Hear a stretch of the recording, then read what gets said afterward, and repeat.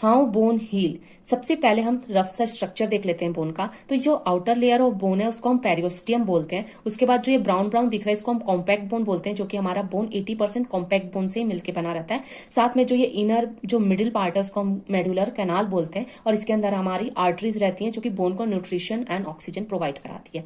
फिर उसके बाद फर्स्ट स्टेप देखते हैं बोन फॉर्मेशन का। तो सबसे पहला जो स्टेप है वो हेमियोटोमा फॉर्मेशन होता है। हेमियोटोमा फॉर्मेशन कब होता है? आपका जब फ्रैक्चर होता है बोन, तो जो हमारे नर्व्स हैं, आर्टरीज है, वो टूट जाती हैं। आर्टरीज टूटती हैं तो इसमें से जो ब्लड है वो यहाँ पे एक्यूमुलेट होने लगता है, इकट्ठा होने लगता है। तो उसके कारण क्या होता है? Clot collection of clotted blood form rapidly between the end of bone and its surrounding soft tissue that cause inflammation. इसके कारण क्या होता है? कलेक्शन ऑफ क्लॉट जो है, ब्लड का क्लॉट जो है वो बनना स्टार्ट हो जाता है और वहां पे कलेक्ट होना शुरू हो जाता है, जिसके कारण जो वहां पे है एक ठोक इन्फ्लामेशन क्रिएट हो जाता है, यानी वहां पे फूल जाता है, रेड हो जाता है, फूल जाता है। ये हमारा कितना 1 वीक के अंदर ये जो हो जाता है फ्रैक्चर होने के बाद। उसके बाद सेकंड स्टेप में क्या होता है? Callus formation. कैलस फॉर्मेशन में क्या होता है हमारा? Osteoblast at bone cell. Osteoblast क्या है? हमारे बोन के सेल है। हमारे बोन के 3 सेल होते हैं, osteoblast, osteocytes and osteoclast. Osteoblast जो रहता है वो हमारा मदर सेल रहता है जो कि फर्दर डिवाइड होकर ऑस्टियोसाइट्स बनाता है, एंड जो ऑस्टियोक्लास्ट रहता है हमारा वो एक्सेस ग्रोथ को रोकता है।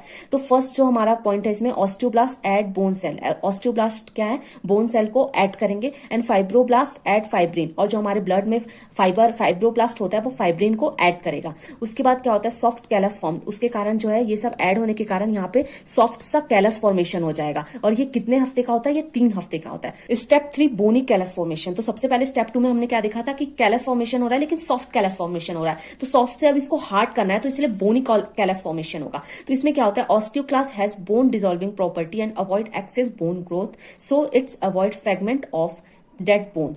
Osteoblast form new osteocytes. ये कितने वीक का होता है? 3 वीक का होता है। तो इसमें क्या होता है? ऑस्टियोक्लास्ट जो है हमारा बोन का जो एक ऑस्टियोक्लास्ट सेल है, इसका काम क्या रहता है? ये एक्सेस बोन फॉर्मेशन नहीं होने देता। तो हमारा जो फ्रैक्चर हुआ है उसके कारण जो ये पार्टिकल, जो बोन के छोटे छोटे पार्टिकल, वो तो हमारे अभी ब्लड में जो वहां क्लॉट हुआ है उसके अंदर ही है, तो ये रहेंगे। तो क्या है? जो प्रॉपर ग्रोथ होगा, मतलब जो प्रॉपर ग्रोथ होगा वो नहीं हो पाएगा, ये रुकावट बनेंगे बीच में। तो ऑस्टियोक्लास्ट क्या करता है? ये जो बोन का पार्टिकल है इसको क्या करने लगता है? डिसॉल्व करने लगता है, हटाने लगता है। तो इससे क्या है? प्रॉपर ग्रोथ होगा और कोई रुकावट नहीं होगी। तो ऑस्टियोक्लास्ट का काम ये रहता है, और ऑस्टियोब्लास्ट जो है वो न्यू सेल वहां पे बनाना शुरू कर देते हैं, और यहाँ पे बोन का फॉर्मेशन अच्छे से स्टार्ट हो गया रहता है। फिर स्टेप 4 है हमारा रीमॉडलिंग। रीमॉडलिंग में क्या होता है? Osteoclast remove excess cell growth and excess formation of हेमियोटोमा।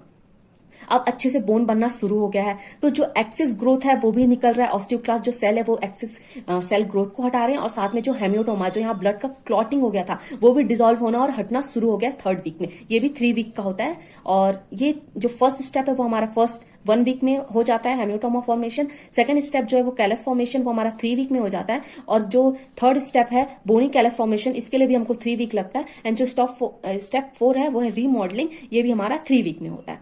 उसके बाद जो ये सब होने के बाद हेमियोटोमा हटने के बाद, एंड उसके बाद एक्सेस बोन ग्रोथ हटने के बाद, जो हमारा बोन का फॉर्मेशन है वो एकदम स्मूथली हो जाता है और होने लगता है, और जो ये एक्सेस जो जितने भी ग्रोथ है वो सब हटना शुरू हो जाते हैं। स्टेप 5 में क्या होता है? हमारा broken bone become strong and normal like beginning की तरह हमारा जो बोन है वो एकदम स्ट्रांग हो जाएगा। जितना स्ट्रांग था पहले उतना ही स्ट्रांग हो जाएगा, कोई वहां पे लाइनिंग नहीं रह जाएगी, और आपको पता भी नहीं चलेगा कि ये ब्रोकन बोन है। तो ये था टॉपिक हाउ बोन हील। कैसा लगा आपको कमेंट में जरूर बताना, और चैनल पे नहीं हो तो like share and subscribe. Thanks for watching.